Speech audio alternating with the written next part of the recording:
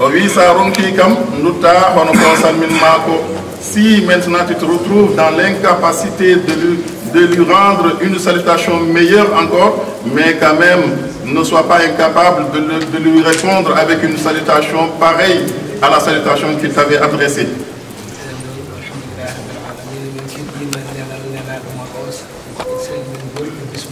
Oui, kam alhamdulillah rabbil alamin.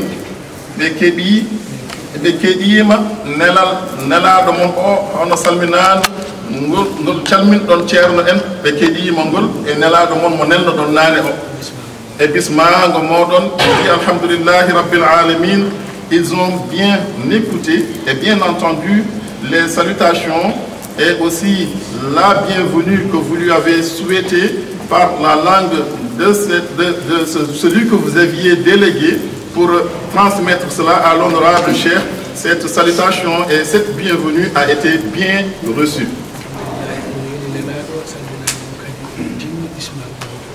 Ceerno wi alhamdulillahi rabbil alamin omo yoni nelaɗo o wi salminade ndu ene timmi bismago go kadi ene timmi alhamdulillahi rabbil alamin.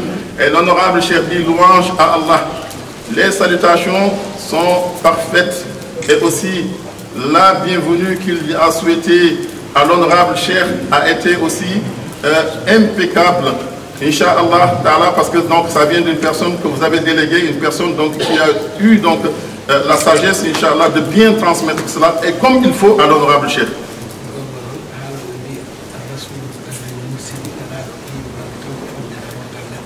Oui, ko gonga non o wi nelaɗo wi wonde no haaloɓe mbi wonde ar-rasul bi qadri al-mursili wonde nelaɗo dari way darde nulɗo ɗum o.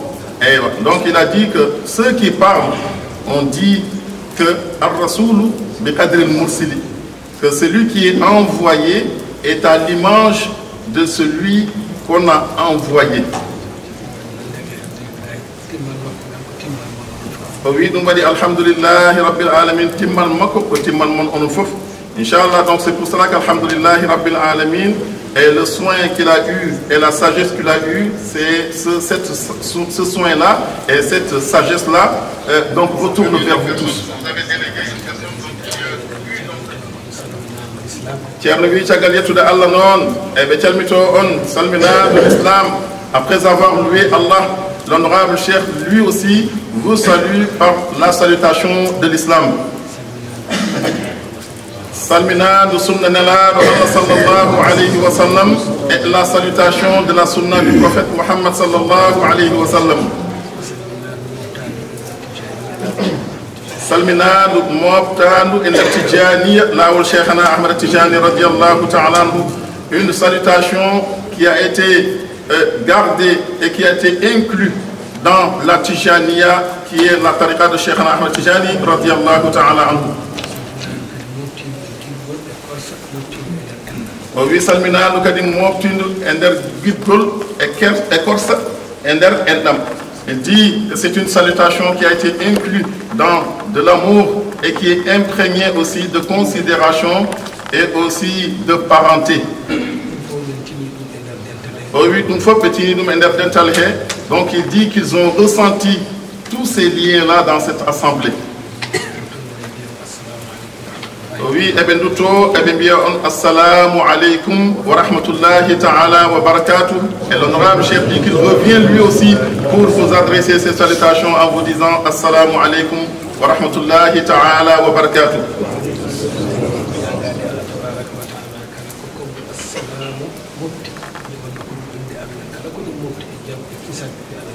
O wi ko ñaagade Allah tabaraka wa ta'ala o wi konngol ngol ganduɗa ko assalamu o wi kala ko konngol ngol mofti e kisal e jam yo Allah rokku en enen fof waɗana en. Il demande à Allah subhanahu wa ta'ala, car cette salutation est la salutation de la paix. C'est assalamu, c'est la paix. Et tout ce que cette parole et cette phrase et ce mot comportent comme paix, comme grâce divine, qu'Allah subhanahu wa ta'ala nous l'accorde à nous tous. Oui, enen fof eden denta kadi eden jettira Allah e nde ɗo jonde e oɗo ñalawma tedduɗo e oɗo nokku kadi tedduɗo. Il dit que nous tous Et nous remercions Allah, le Tout-Puissant, et nous nous réjouissons aussi de le fait aussi de nous réunir ici, aujourd'hui, en ce jour béni, et dans cet endroit qui est donc dans un temple d'Allah subhanahu wa ta'ala. Oui, Orokino et Numrawane, il nous avait accordé cela l'année dernière.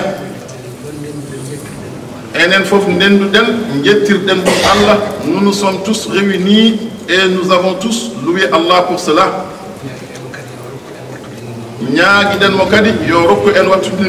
Et nous avions demandé ici l'année dernière qu'Allah nous permette, nous donne une longue vie pour que l'on puisse nous réunir ici cette année. Oui, on sait non que nous il dit, en ce moment-là, l'année dernière, c'était une doléance.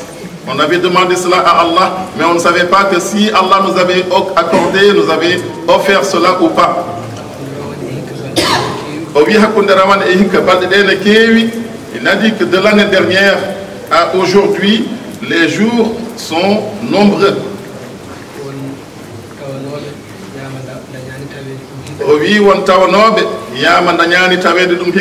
Il y avait parmi nous des gens qui étaient présents l'année dernière, mais cette année, ils n'ont pas pu être présents.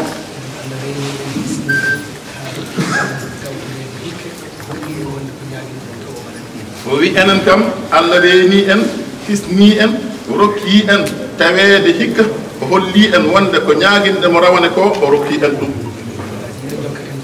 o wi ko adi ne jokketen calmodiral ngal enen fof eɗen ndenna eɗen jettamo kadi.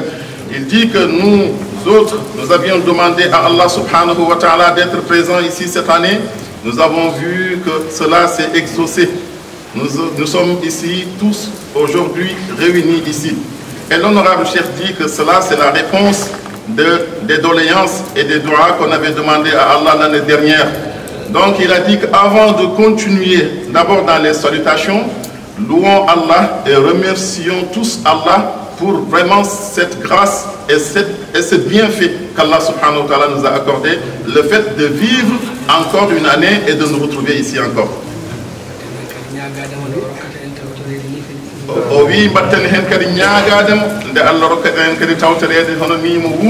Il dit donc que nous allons rajouter à cela le fait de demander à Allah de renouveler cette doléance encore, de demander qu'Allah subhanahu wa ta'ala nous permette de nous retrouver ici l'année prochaine, Inch'Allah.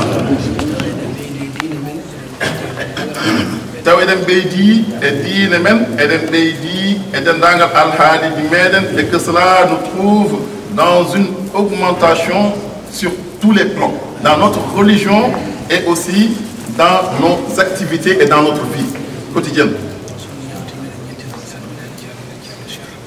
Ceerno wi so ɗum yawti omo yettina on salminaɗo ceerno men ceerno Cheikh Tijani Baro.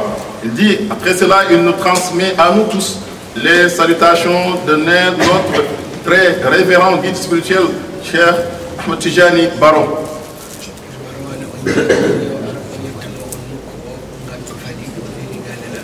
O wi rawane o ñaagino mama wande yo ar o yetto nokku o yiya on o yiida on e nokku o kono noon gantu fali. Il dit que l'année dernière vous lui avez adressé une invitation et vous lui avez demandé, vous avez sollicité qu'il vienne ici, vous trouver ici dans ce temple de Dieu, vous voir et que vous le voyez, mais il a eu des obstacles qui se sont produits, qui ont intervenu. Il a envoyé sa délégation et ils sont venus et ses représentants sont venus.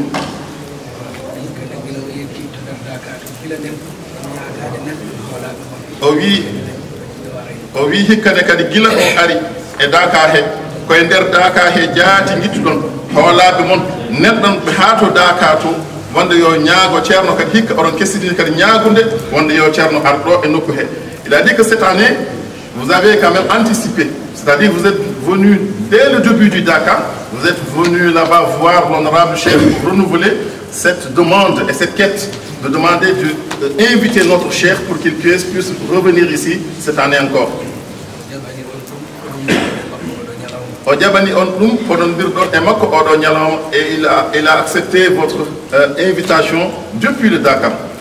Et donc vous avez donc établi le programme pour ce jour d'aujourd'hui.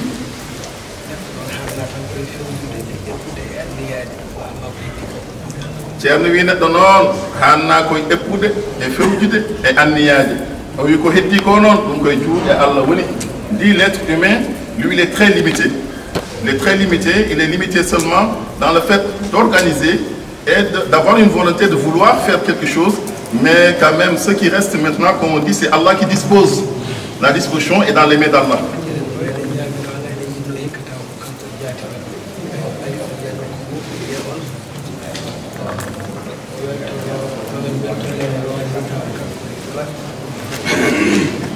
Ceerno wi enen fof eɗen ñaagui noon eywa wonde hikka kanko ceerno taw kanko hoore makko e jaati hoore makko arata o tawa en ɗo o yiya en o weltoro yiide enne kadi enenne kadi beltorɗon yiide mo hono no ɓe beltori noon ni kamɓe ceerno e gila rawane ne ɓe ngari ɗo weltare nde ɓe dañi ha ɓe nanni ɗum ceerno kankone kadi omo yinno hikka kanko taw ko jaati hoore makko ari kankone kadi o naati e nden ɗon weltare.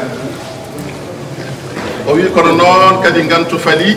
Il dit que l'honorable chef lui-même, il avait voulu cette année lui aussi venir ici, pouvoir vous rendre visite, répondre à votre invitation, car ça fait la deuxième invitation. Il voulait vraiment venir partager cette joie qu'il y a là, le fait de vous voir et que vous le voyez comme cette joie que nous ressentons ici actuellement, que nous avons ressenti l'année dernière et que nous continuons de ressentir. Il voulait partager cela avec nous tous, mais la même chose s'est reproduite. Il a eu un empêchement de dernière minute.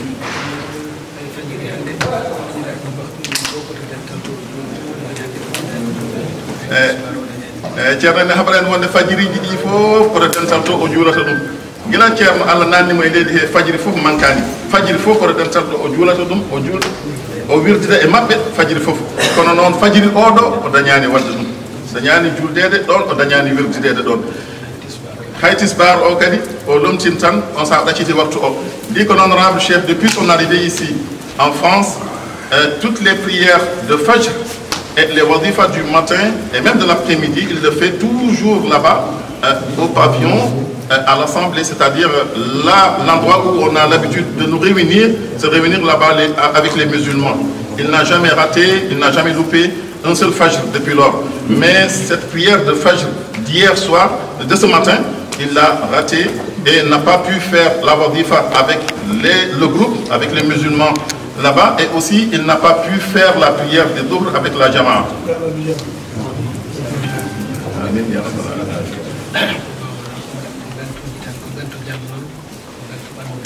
Ceerno wi ko gonga noon o wi ko gantuji tan ko gantu jam noon ko gantu ɓandu ndu tan. Il dit donc que c'est vrai, c'est un empêchement, mais cet empêchement-là, c'est uniquement un empêchement, donc c'est un problème, un petit problème de santé. C'est juste ça.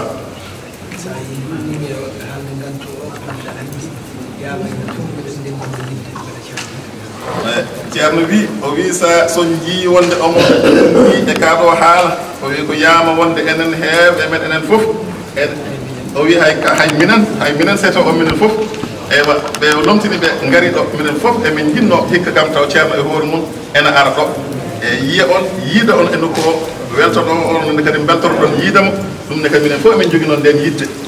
Et donc l'honorable chef dit que si vous voyez qu'il a donc fait tout ce débat autour de cela, c'est juste pour exprimer, pour nous dire que cette année vraiment, ils ont tous souhaité la venue de l'honorable chef. Ils ont tous voulu cela. Même nous qui sommes venus, nous voulions vraiment venir avec lui, l'accompagner ici pour qu'il puisse venir vous voir et voir votre mobilisation et votre bel accueil, vraiment votre accueil que vous lui avez réservé.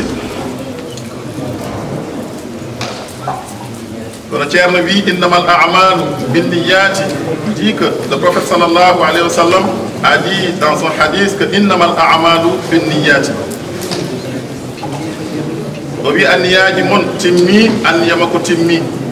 Ces intentions ont été accordées, ont été acceptées et vous aussi, vos intentions ont été accordées et ont été aussi acceptées.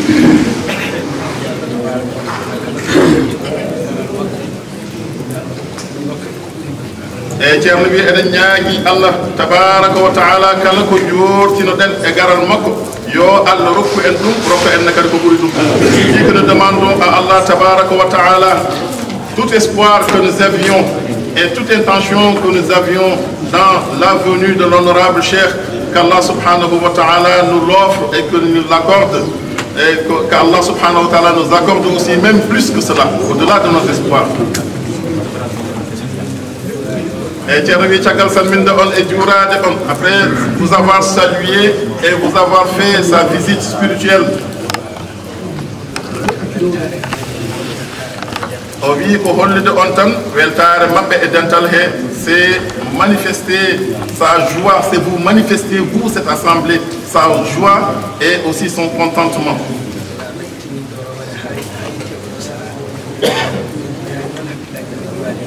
wi gila Allah itibi do rawane gila rawane ha e odo sa hakkillaji mabbe meeda iwde e modon. Il dit depuis qu'ils vous ont quitté l'année dernière jusqu'à aujourd'hui, jusqu'à ce moment-là, et ils ne vous ont jamais oublié. Ils n'ont jamais cessé de penser à vous. Oui,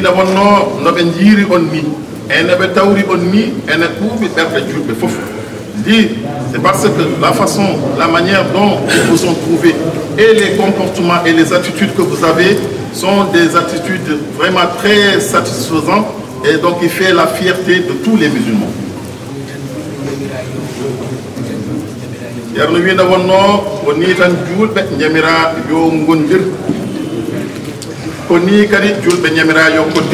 Car vraiment c'est ce comportement-là qui a été commandé à l'ensemble des musulmans, de vivre ainsi et de cohabiter ainsi.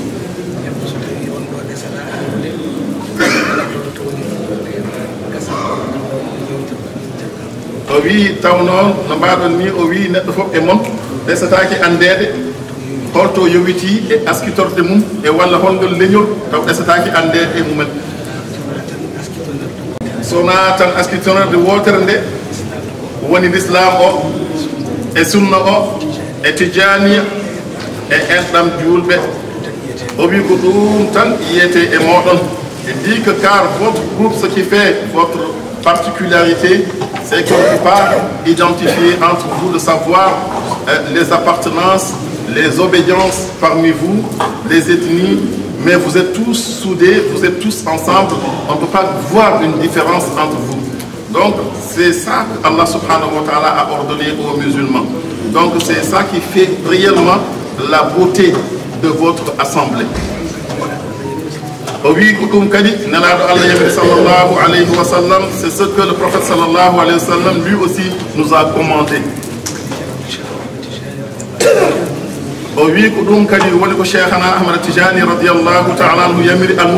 C'est ce que notre guide Cheikhana Ahmad Tijani radiallahu ta'ala a recommandé à ses disciples de faire. C'est ce qu'ils ont vu. C'est ce que vous leur avez montré. Nous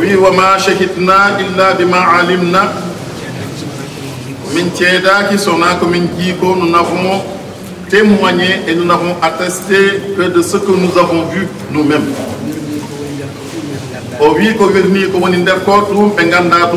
Donc ce qui est caché, qui est dedans, cela ils ne le savent pas et ils ne le connaissent pas.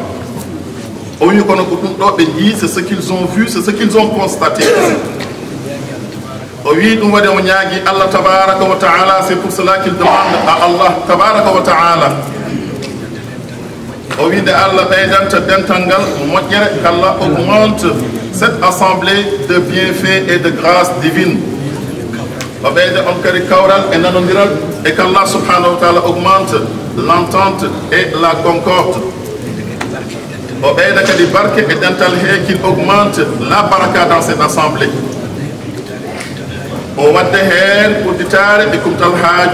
Et qu'Allah rajoute à cela donc l'exaucement de tous nos vœux et de nos besoins et tous nos souhaits.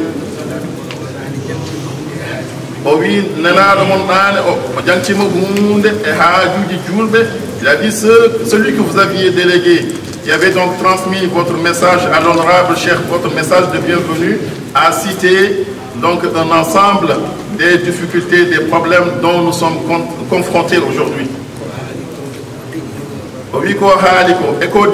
Ce qu'il a cité, ce qu'il a dit, ce qu'il a mentionné et ce qu'il n'a pas pu mentionner.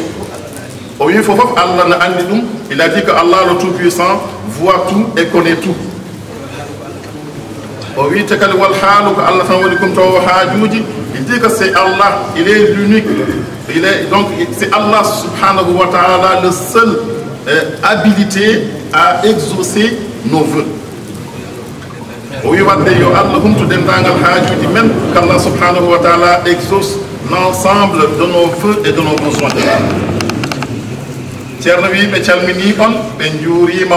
Et l'honorable Cheikh dit qu'il réitère encore ses salutations, il vous salue et vous fait sa ziyara à vous tous.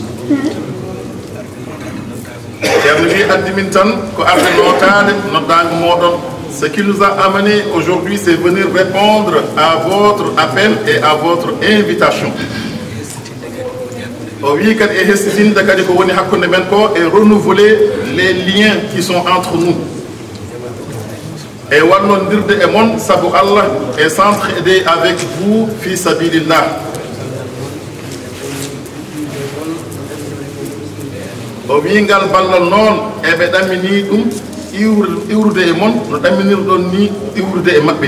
Il dit que cette aide-là et ce soutien-là, et donc c'est un soutien qu'il espère de vous, que cela vienne de vous vers nous, ou bien que cela vienne de nous vers vous. Mais c'est un entre-aide mutuel.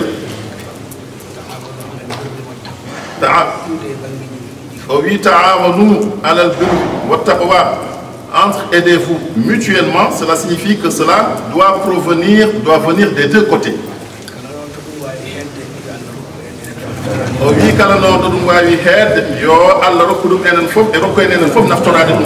dit que devant Allah subhanahu wa ta'ala, où que soit cela, cette aide-là et ce profit-là, il demande à Allah subhanahu wa ta'ala de nous en profiter nous tous.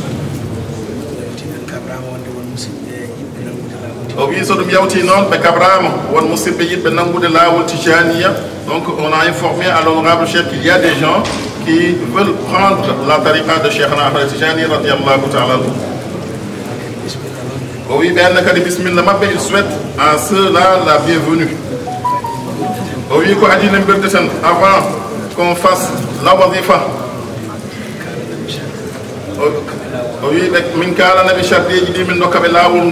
Nous allons leur répéter, leur réciter les conditions de la tariqa de Cheikh Ahmed Tijani radiallahu ta'ala et nous allons leur donner la tariqa.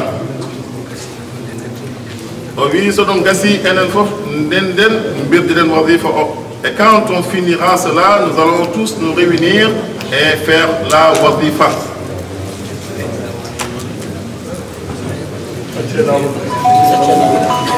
Et Thierry, alhamdulillah, il dit qu'alhamdulillah, ils nous exhortent, ils s'exhortent eux-mêmes et nous exhortent nous tous dans la tariqa de Cheikh Ahmed Tijani radiallahu ta'ala.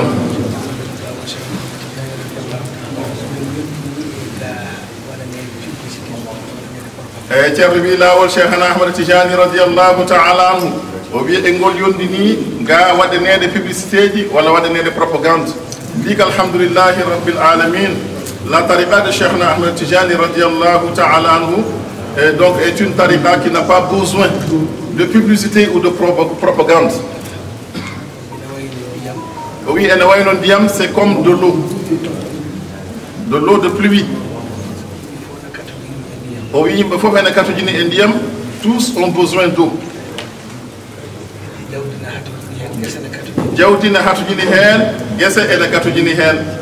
Le bétail en a besoin et aussi les champs en ont besoin aussi. Si cette eau de pluie descend,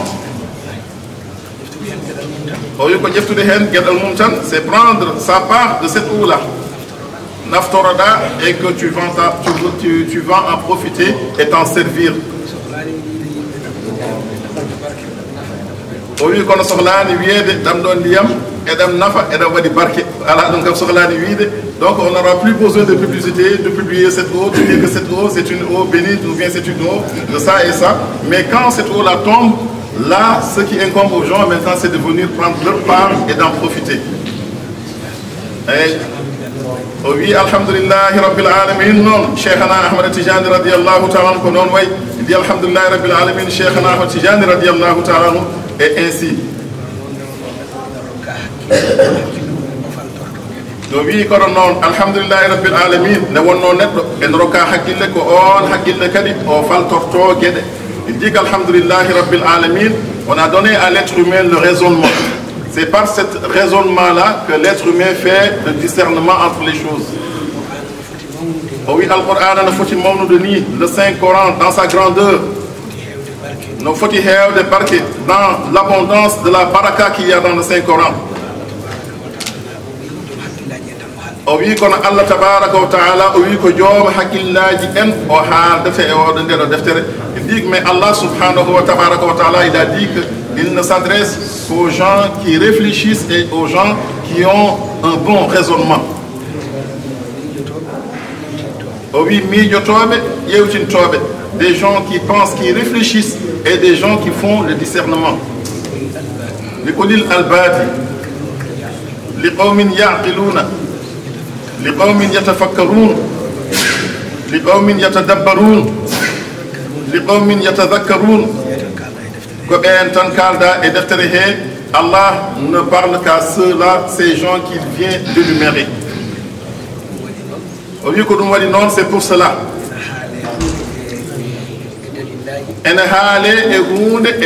C'est pour cela qu'on a coutume, l'habitude de dire quelques preuves, donc sur quelques arguments sur la tariqa de Cheikh Ahmad Tijani radiallahu ta'ala.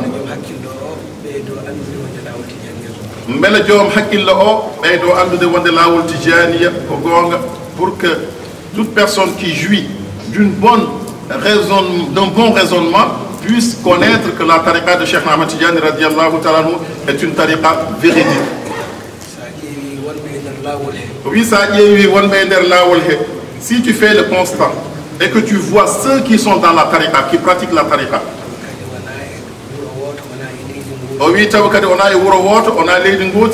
c'est pas qu'ils ne sont pas dans un seul pays et qu'ils ne sont pas aussi dans un seul contrée.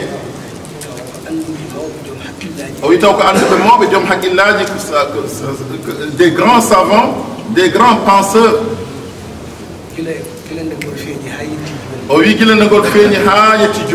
Depuis le début de cette tariqa jusqu'à de nos jours aujourd'hui. Et dans l'ensemble, dans tous nos pays. Oui, ça anda Makka et Médine, si tu ne connais pas la Mecque et Médine. Anda Maghrib, anda Jazair, anda Tunis, tu ne connais pas le Maroc, l'Algérie, la Tunisie. Anda Soudan, anda Misra, tu ne connais pas le Soudan, tu ne connais pas l'Égypte. Oui, nous sommes tous ces pays-là sont lointains, c'est des pays que tu ne connais pas aussi les savants et les érudits qui sont. Oui, là-bas tu connais notre Fouta. Oui, mais tu connais très bien soit ce que tu connais par ta vue, que tu as vu, tu es allé jusque là-bas, ou bien tu as entendu. C'est l'ensemble des Fouta. Fouta Mentoro, oh, notre Fouta Toro.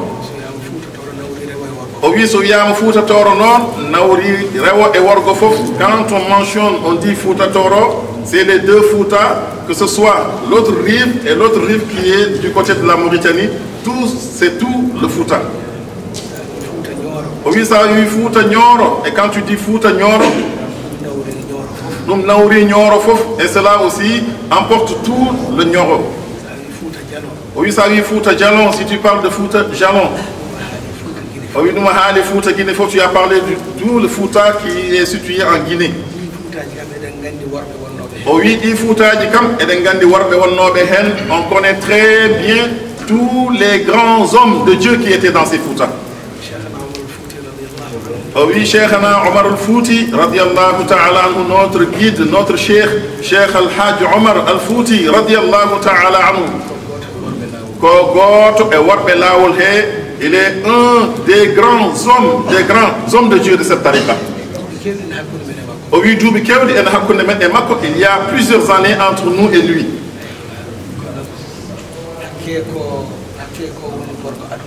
Oui, hakke noon ko woni gorko aduna fof dit que tellement il est un homme multidimensionnel qui est un homme de tout le monde, du monde entier, un homme universel. Oh oui, gorko ñalɗi fof, gorko leyɗele fof, gorko jamanuji fof. Il a dit que c'est l'homme de tous les temps, l'homme de tous les pays, l'homme de toutes les nations. Même les jeunes, même les enfants connaissent Cheikh Omar al-Fouti radiallahu ta'ala. Oui, au nom de Cheikh Ahmed Tijani radiallahu ta'ala. Lui, ce grand homme, Cheikh Omar al-Fouti radiallahu ta'ala, est un disciple de Cheikh Ahmed Tijani radiallahu ta'ala. Oui, ko odo lazim et wadifa mamadaten do o c'est ce lazim et cette wadifa que nous faisons, que nous pratiquons ici. Et odo aslul jumati mo jogiti den et ce aslul jumati que nous avons. Wota mijo goddum ne pense pas à autre chose. Ko dum do o jogino, c'est ça qu'il avait lui aussi.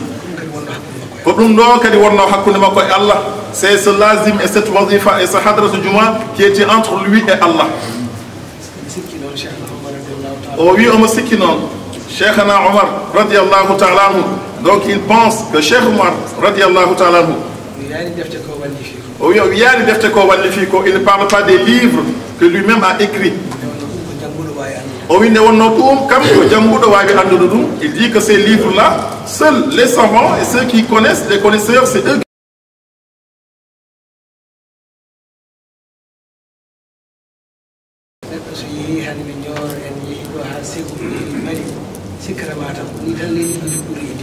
O wi so neɗɗo noon yeehi ha e ñoora he yeehi ha e Ségu yeehi Mali fof o yeehi Jaafuna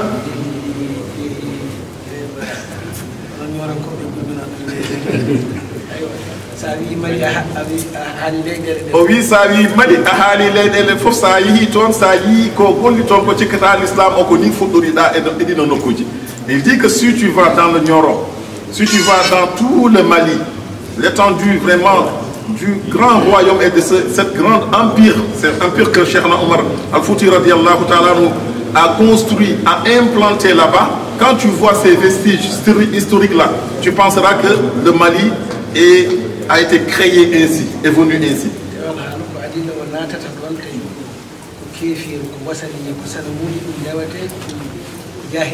O wiita wal haalu noon ko adi ndew arata kanko Cheikhna Omar al-Fouti radiallahu ta'ala anhu wi ko leydi keefeeru wonno toon ko leydi kadi wataniya ko wayno joni rewde sanamuji ko ɗum wonno toon mbilew e ko way noon e keefeeru ɗum tan wonno ko heewi e leydi he fof. Il dit donc que avant l'arrivée et la venue de Cheikh al-Hajj Omar al-Fouti radiallahu ta'ala anhu au Mali, donc c'était une terre de mécréance, c'était une terre de mécréance, une terre d'idolâtrie aussi. Il n'y avait que cela, de la magie, des pratiques malsaines qui étaient dans ce pays-là.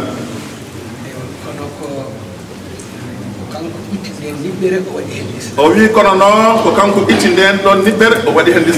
c'est lui qui a enlevé cette obscurité et il a emmené l'islam et a instauré, a implanté l'islam dans ces contrées-là.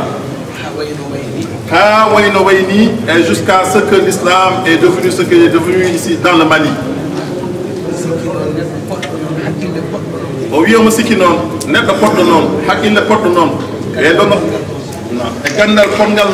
Et l'honorable chef dit qu'il pense que vraiment un savant de cette dimension est un connaisseur et aussi un homme courageux qui a mené cette guerre sainte de cette dimension-là, de cette akabila. Or, ordinaire ne sera jamais dans une chose ordinaire.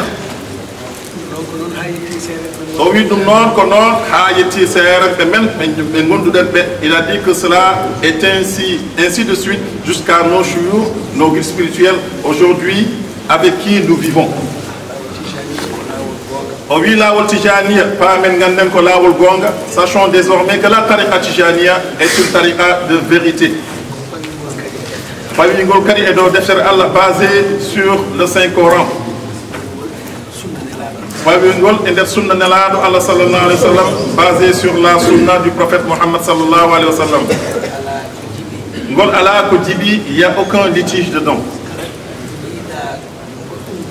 Oh oui, kala ko jiida goɗɗum ko jibi, toute chose que tu vois qui est un peu confus dans ta tête, taw yaadane sunna, qui est donc en contradiction avec la sunna du prophète sallallahu alayhi wa sallam. Oh oui, yimɓe ne jedda ɗum no tooña ɗum que les gens critiquent et les gens dénigrent. Oh oui, ko yimɓe batti ɗum e laawol he koto jeyaka e laawol he. Ce sont les gens qui ont introduit cela dans la tariqa, mais cela n'en fait pas partie. Aha, Thierno wi enen nangoɓe joni ɓe ko ha ɓeydoɗen andude tan. Il dit que nous qui voulons prendre la tariqa aujourd'hui, c'est pour que nous puissions connaître bien et que nous soyons avertis. O wi enen nangunoɓe ɓe ɓeydoɗen kadi nangude ha tiiɗa, nous autres qui avions déjà pris la tariqa, donc pour nous exhorter aussi à mieux encore tenir la tariqa et aussi à l'appliquer donc scrupuleusement.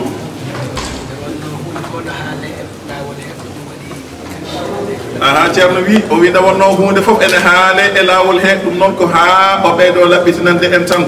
Il dit que car nous voyons beaucoup d'attaques sur la tariqa, des attaques qui viennent de partout.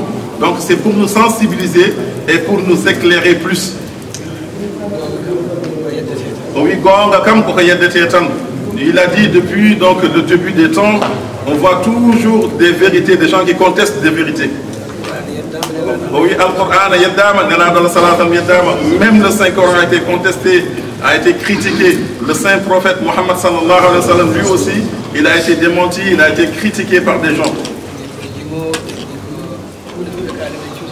Oui, ɓe mbi ko jimo ɓe kaali goɗɗum hunde fof ɓe kaali hen ko ganduɗa en cuusa reftude hen. Ils ont dit que c'est un poète ou bien un chanteur ou bien ils l'ont traité de tous les noms, des noms que nous n'osons même pas répéter. O wi nde wonno ɓe ganda tijaniya ɗum woni noon eɓe kaala hen hono kaɗo haala, c'est parce qu'ils ne connaissent pas la tariqa tijaniya. C'est pour cela qu'ils adressent ces attaques-là, ils font ces attaques-là sur la tijaniya. Thierno wi ɗum noon mo mbawɗa nande ene haala ɗum fof, il a dit qu'importe celui que tu entends parler et dénigrer, critiquer la tijaniya, yo taw ko kanko ɓuri janngude Al-Qur'an aduna o fof, même qu'il soit celui qui maîtrise plus le Saint Coran dans le monde entier. Yo taw omo yeeni hadiseji ɗe fof et qu'il soit quelqu'un qui maîtrise l'ensemble des hadiths du prophète sallallahu alayhi wa sallam. Yo taw qu'il soit. Oui, kono tan so tawi tan mo wiya tijaniya ko shirku ko bid'a, mais si seulement il traite la tariqa tijaniya d'une tariqa d'associationnisme et aussi une tariqa de bid'a, c'est-à-dire d'innovation. Il y a andu kanko o anda tijaniya, sache que lui ne connaît pas la réalité de la tijaniya. O wi neɗɗo noon sa anda hunde a wawa haalde ɗum. Dit que l'être humain, s'il ne connaît pas quelque chose, il ne pourra pas en dire quelque chose, il ne pourra pas comprendre. Il dit donc que c'est pour juste nous sensibiliser, pour qu'on puisse connaître cela.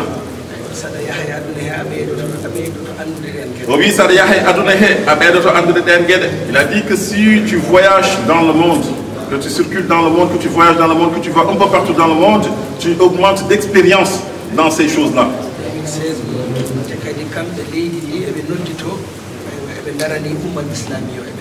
O wi kadi kamɓe leydi ndi eɓe noddito wonde eɓe darani umma islamia o, eɓe darani l'islam. Il dit que ces pays-là, ce sont des gens qui prétendent eux, vraiment ils font tout pour se battre pour la umma, ils travaillent pour, ils œuvrent pour la umma. O umma o kadi ne jaɓani ɓe ɗum et toute la communauté accepte cela. O wi ko kamɓe mbaɗata protéger aqida o, ce sont, il dit que ce sont les gardiens donc de cette dogme, de cette foi, de cette religion.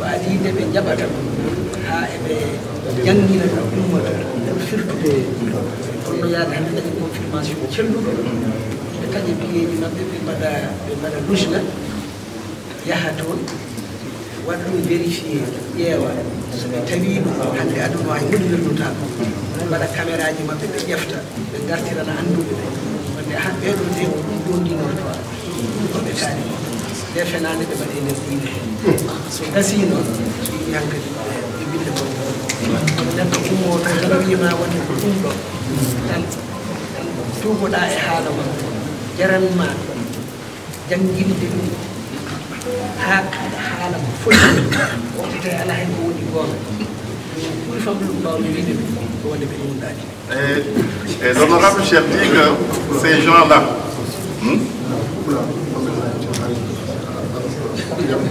kamɓe tampini on nangon ɓeɗi ɗum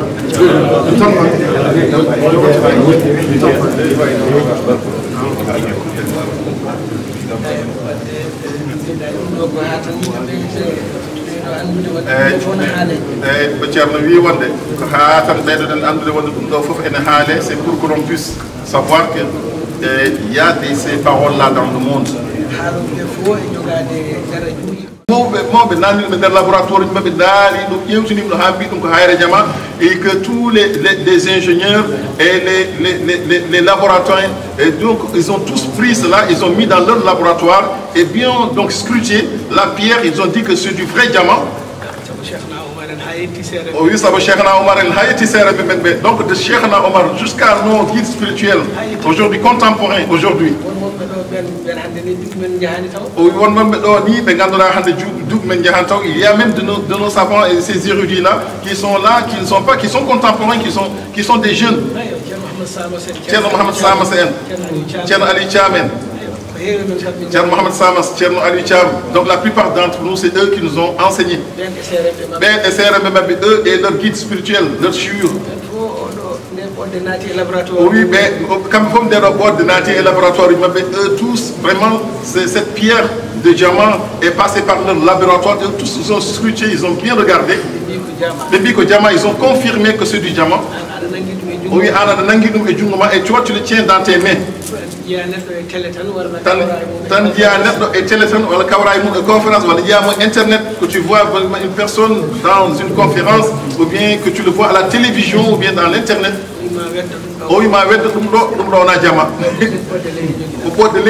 Il dit, jette cela, ce n'est pas du diamant pur, mais tu n'as ici qu'une pierre, une simple pierre.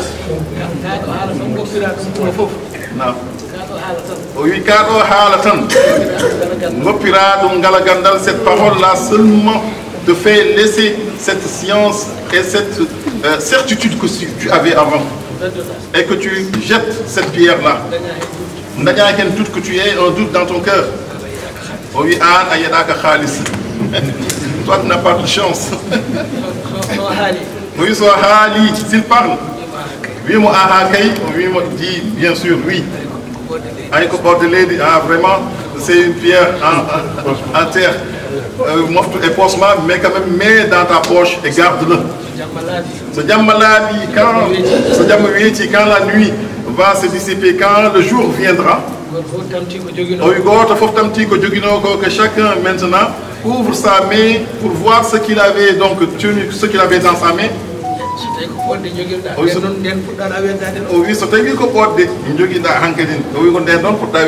Si vraiment c'est une pierre en terre ou bien une pierre seulement que tu avais, et insignifiant que tu avais dans tes mains, cela maintenant, là, en ce moment-là, tu peux le jeter.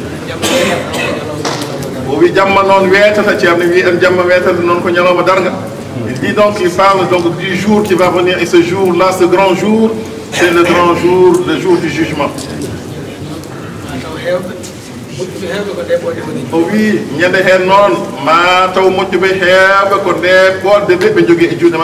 il dit tu trouveras beaucoup de nos gens vertueux, de nos chouyours, des grands hommes de Dieu.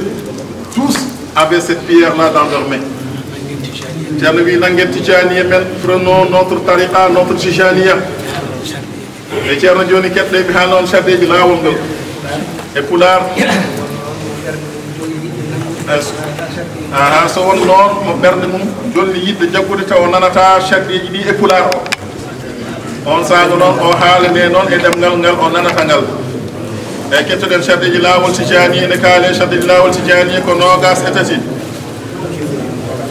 nam o wi chardi garunijo o ko ceerno dokkoma laawol ngol yo taw ko dañɗo yamirore sellude rokkirde laawol ngol ha yetto ceerno men cheikhana ahmada tijani radiallahu taala anhu sarɗi miijo karan mudunango laawol ngol yo taw alano hay gotol e laaɓi woliyaɓe seere mbesat jogino a woppat fof ko tijani o tan woni ko birdata tati ko wasama juurade hay goto e seere ɓe e woliyaɓe ɓe gona tijaniyankoɓe foti ko wuurɓe walla mayɓe juurogol ɓeydetagol walla barkinagol ɗum haɗa wattake juuroɗa tan ko annabaɓe sahabaɓe tijaniyankoɓe hono maɗa nayi waktuji ma joyi ɗi fof a nawat ɗum to jama to dental so wona taw ko gantu hatma kala ko séri yamirma golla ko séri hatma goppa joyi ko duumadema e yidde ceerno men cheikhana ahmada tijani radiallahu taala anhu ko ɓuri kala ko yiɗete caggal allah e nelaɗo mum ceerno kadi lomtiɗomo e rokkudema laawol ngol koye ngol guiɗgol jiɗatamo jeegom ko wasdemo hoolade hoɗo allah wiide a nangui laawol ngol anani ko haala hen e moƴƴereji e ɓuure ɗugogue ko nani ko haala hen e defare mbiya hankadi aɗa tumno hen aɗa golla hen kala ko jiɗɗa ala ɗum wattaki saabu laawol ngol nangguirte ko ha ɓeydoɗa hulde allah yidde allah rewde jamiroje makko foti kadi makko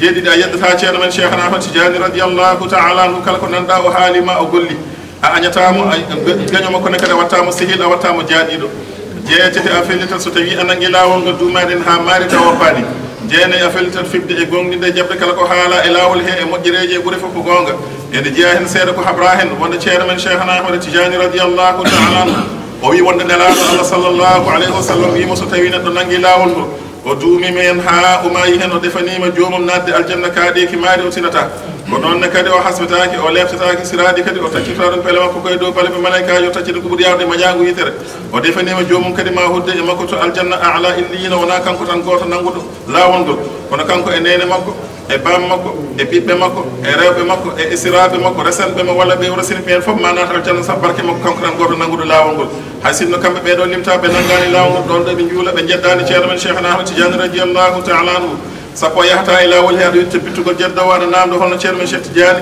dañiri ngal ɗo ɓuural e dow waliyaɓe saabu ɗum ko ɓuural allah kanko jeeyi ɗum rakku ɗum mo joola e no jolira kanko allah o namdetake ko watta sappo e goo a yahat ñagoɗa wirdu on ɗo keɗade puɗɗoɗa wirdude sappo e ɗiɗi sa hisi a nangui laawol ngol a wirdata wadifa suba hay kikiɗe asol juma to dental so wona taw ko gantu haaɗi sappo e tati nokku ene wirdu he ene wiye jawtul kamali ɗum ko jaaɓe sappo e ɗiɗi wirdirte ko laabal timmel ngal ndiyam wiyete laabal timmel ngal ndiyam ko taw comci mani laabanno mani laabi nokku to jooɗiɗani laabi aɗa wonde sellige so tawi ɗiɗo sardiji fof timmima a yamirama ya wirdu jawtul kamali ɗum noon foti ko debbo walla gorko so tawi wonko mankirma e ɗiɗo sardiji kalaɗi a lomtinat ɗum jaaɓe noga salatul fatih mbaɗa ɗum nokku jawtul kamali sappo e nayyi añata he goto e julɓe añata ɗum ko allah a taƴodirta e makko kadi taƴodiral duumigal tengtu noon e musidɓe ma tijaniyankoɓe sappo e joyi a hoynirta wirdu ndu joguitoraɗi ɗum toon sago ma e hoore ma wona hande sa softi birda janggo sa ami goppa ala watta noon sappo e jeegom a yahata aɗa rokkira laawol ngol ko alda e yamirore rokkirde ɗum sappo e jeeɗiɗi a teddina kormina mawnina kala mon askitino e laawol cheikhna ahmad tidiani tengtu noon e mawɓe laawol ngol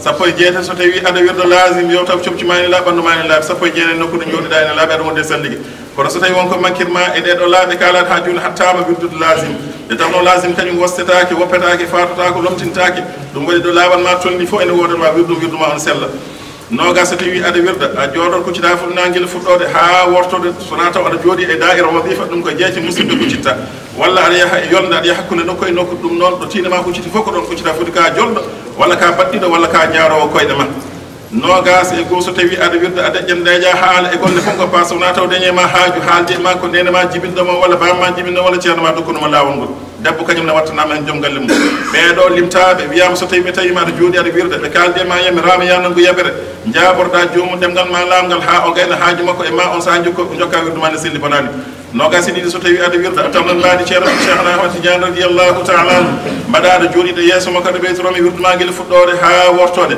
ko ɓuri ɗum towde e timmude e nafde e ɓamtade ko tawnude mbaɗi nelaɗo allah sallllahu alayhi wa sallam nogas e tati so tawi aɗa wirda a janggat karfeje ɗe ha sella cuuɗa ɗum keɗoɗa mana firo karfeje ɗe e nder ɓerdema so tawi woni aɗa andi ko ɗum firata sa anda ko ɗum firata yawon e lafdinde e sawtinde ha nanna noppi maɗi ko janggata ko beele ɗum ene wallit ma e tawnugol ngol beele ɗum ene suranma ɓerdema nde sakorade miijoji ɗum woni charɗeji lawol tijani allahuma salli ala sayyidina eyyi ceerno wiyen sukaɓe ɓe o wi woto kuule lawol ngol ne craignez pas la tariqa Il n'y a pas de crainte. Oui, nangon, là où on goûte, pays du Sorondum et Dinamon. Donc prenez la tariqa.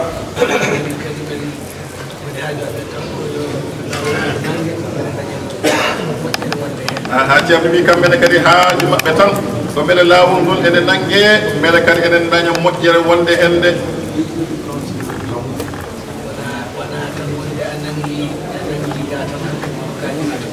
o wi wona tan wonde a nangi laawol ngol ga tan hankkadi ko ga jowitoɗa ala ceerno kadi wi ene haalna en hunde wotere ganden ɗum.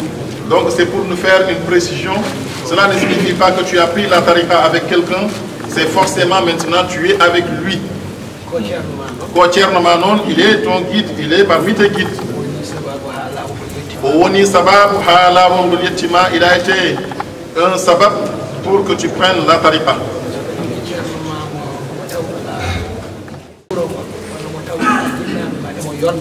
O wi kono noon so tawi o wi kono so tawi aɗa jogii ceerno ma mo ngannduɗaa ko ceerno mo tawɗuɗaa jinnaaɓe ma walla mo tawɗaa wuro mon taw ko moƴƴo mon mo ngannduɗaa omo yona kadi e wallitoreede e laawol he o wi so tawi ko on jiɗɗaa yewitaade haa joɗɗum hattama yaade yewitaade e on o wi kamɓe ɓe tongata hay gooto. Donc c'est pour nous dire seulement que si tu prends la tariqa avec un guide, il est ton guide spirituel certes, parce que vraiment il a été l'origine de la filiation pour que la filiation puisse arriver à toi, la chaîne spirituelle. Mais cela ne signifie pas que tu ne peux pas aller te soumettre et adhérer à un autre guide spirituel. Et ceerno wi joni nganndirde oɗon jaga laawol cheikhana ahmada tidiani radiallahu taala no enen ne heddiɓe nganndi enen barkinorade tawtorede. Ceerno wi haajuji gonɗi kadi e ɓerɗe he les besoins qui sont dans les cœurs. Il faut donc mettons tout en présence. Ça vous barque là par la baraka de la tariqa. Et que l'on demande à Allah d'exaucer de tout. Fatiha et salatul Fatiha.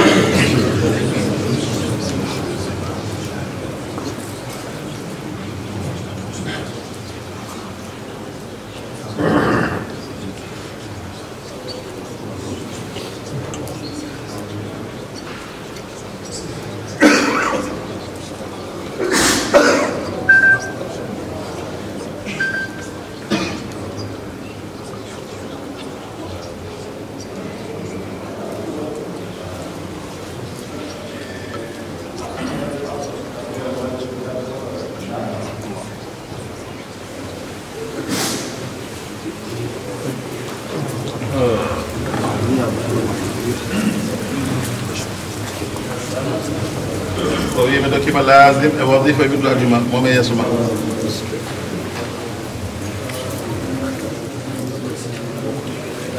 جرّي بك ستوني وكل جوجل لا إله وجه وما يسمع يو الله جبان هم جود سوتي بين باي جود كادي فتو